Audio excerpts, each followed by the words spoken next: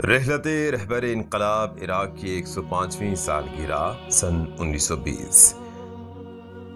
آیت اللہ العظمہ مرزا محمد تقی شیرازی قدسرہ کا مرجع اعلی جہان تشیع حضرت آیت اللہ العظمہ سید صادق حسینی شیرازی دامظلہ کے کلام میں تذکرہ۔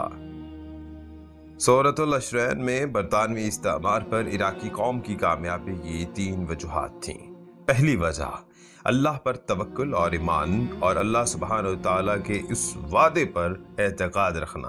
فرماتے ہیں کہ جو لوگ اللہ کی مدد کرتے ہیں اللہ بھی ان کی مدد کرتا ہے، اور اللہ تعالیٰ کا یہ قول فرماتے ہیں کبھی اللہ کی توفیق سے چھوٹا گروہ بڑے گروہ پر کامیابی حاصل کر دیتا ہے۔ دوسری وجہ حضرت آیت اللہ العظمہ مرزا محمد تقی شیرازی رضوان اللہ علیہ کی رہبری، عراقی غیور اشاعر کا اتحاد۔